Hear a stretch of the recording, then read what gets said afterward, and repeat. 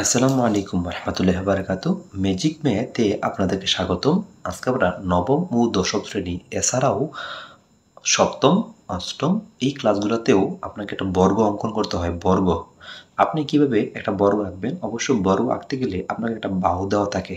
তাহলে বলা থাকবে একটি বাহু এত সেন্টিমিটার দিয়ে একটা বর্গ আঁকো। তার মানে আমরা একটা বাহু এখানে ধরে নিলাম 4 সেন্টিমিটার, আমরা আজকে এটা দিয়ে বর্গ আঁকবো।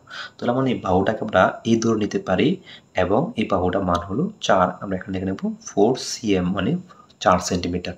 এবার 4 সেন্টিমিটার একটা বাহু দিয়ে আমরা কি আঁকবো? বর্গ। তাহলে ভিডিওটা কন্টিনিউ করুন। আপনি বর্গ কীভাবে করবেন আশা করি বুঝতে সুবিধা হবে। তাহলে বর্গ করার জন্য আপনাকে নিচে যে কোনো রশ্মি নিতে হবে। যে কোনো রশ্মি আপনাকে নিতে হবে। তো আমি আপনাকে এখানে যে কোনো রশ্মি নিয়ে নিলাম। যে কোনো রশ্মি নিয়ে নিলাম। আপনি যে কোনো রশ্মি নেওয়ার পরে আমরা অবশ্যই জানি বর্গ মানে হলো 90 ডিগ্রি। আপনাকে প্রথমে 90 ডিগ্রি রাখতে হবে। 90 ডিগ্রি দেখেন কীভাবে আঁকবেন? আপনি এই দাগের এই মাথার মধ্যে কম্পাসটা বসাবেন। কম্পাসটা বসানোর পরে আপনি এখানে যে কোনো চাপ দিবেন। তবে অবশ্য আপনার ইচ্ছা, আপনি কম বেশি বাড়াতে পারেন, কমাতে পারেন। আমরা অবশ্য একটু মিডল রেখে আমরা এখানে যে কোনো চাপ দিয়ে নিলাম। আমরা যে কোনো চাপ নিলাম। এখানে আমরা যে কোনো বসে যে কোনো চাপ নিলাম। এই যে দেখেন আমি যে কোনো চাপ নিলাম। এবার এই চাপটা যতটুকু নিছি নাইলে চাপটা যেখানে লাগছে, চাপটা এখানে লাগছে। এখান থেকে আবার আপনি চাপ দিবেন।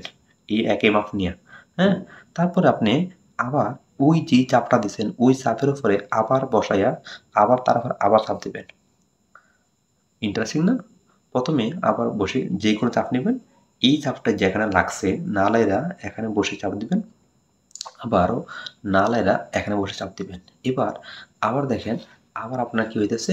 এখানে যে দূরে চাপ দিচ্ছেন এই চাপটির উপর বসাইয়া এর উপর বসায় আবার উপরে দিবেন।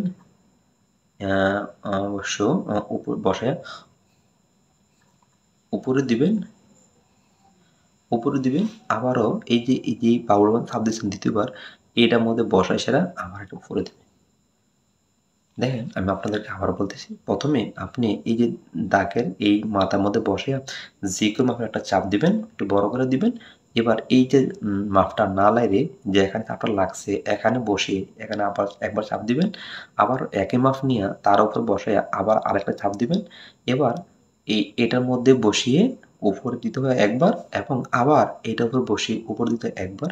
তার মানে যে চাপটা হলো উপরে যদি দেখেন এই বিন্দুটা হলো, আপনি এই বিন্দুটা স্ট্রেটলি মার্ক করে নেবেন এবং এই বিন্দুটা মার্ক করে নেবেন। মার্ক করে নিয়ে আপনি এবার যোগ করে নেবেন। যোগ করে নিলে এটা হয়ে যায় 90 ডিগ্রি। কথা বলছেন? আপনি যোগ করে নিলে যে বিন্দুটা হয়ে যায় এই বিন্দুটা হয় 90 ডিগ্রি। দেখেন আপনাকে যদি বলি কম্পাস দিয়ে 90 ডিগ্রি আঁকেন তাহলে আপনি এভাবে আঁকবেন। বর্গ আঁকতে গেলে 90 ডিগ্রি রাখতে হয় কম্পাস দিয়ে। তা আমরা 90 ডিগ্রি এঁকে নিলাম। হ্যাঁ? এবার আপনি কি করবেন? 90 ডিগ্রি আঁকার পরে যদি 90 ডিগ্রি আঁকা শেষ হয়ে যায়, আপনি আপনার বাহুটা মাপ নিবেন। হ্যাঁ? এই যে বাহুটা মাপ নিলাম, আমি বাহুটা মাপ নিয়ে নেব।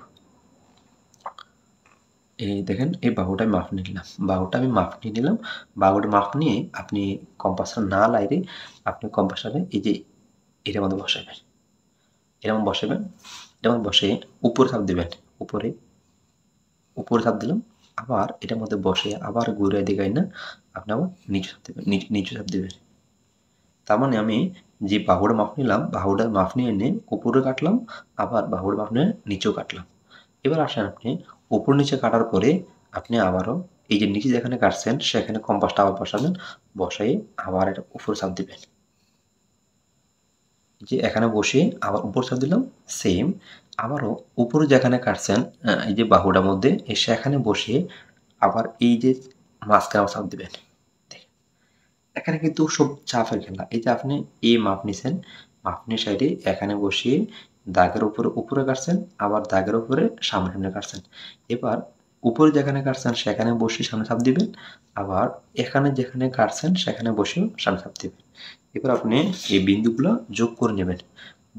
এই বিন্দুটা যোগ করবেন, এই বিন্দুটা যোগ করবেন, বিন্দু দিয়ে দিবেন। বিন্দু দিয়ে দিলে যোগ করতে সুবিধা হবে। এবার বিন্দুগুলো আপনি যোগ করে নেবেন। যোগ করার পূর্বে বিন্দুগুলো একটা এই যে ফোঁটা দিয়ে দিবেন তাহলে শো করতে সুবিধা হবে। তারপরে আমি এখানে চাপ দিয়ে নিলাম। আপনারা এই যে দাগটা একটু দেখতেছেন, এটা একটু বাড়াই হয়ে যাবে। আমার এখানে জায়গা সংকুলনের কারণে আমরা আনতে পারলাম না। এবার আসুন আমরা এই যে বিন্দুটা এখানে আমরা উপরে A দিয়ে নিব, উপরে নিচে B দিয়ে দেব, তারপরে এই পাশে C, তারপরে এই পাশে হলো D, হ্যাঁ? আর এ পাশে আপনি কি দিয়ে দিবেন? এ পাশে আপনি দিয়ে দিবেন E। তাহলে আমরা এখানে দেখেন কোন বাহুটা বাকি আছে? এই পাশে কোনো বাহু বেশি নাই, এই পাশে আছে একটা। তো এই পাশে আপনি কি দিয়ে দিবেন? F দিয়ে দিবেন। তাহলে আমরা A, B, C, D একটা হলো কি বর্গ।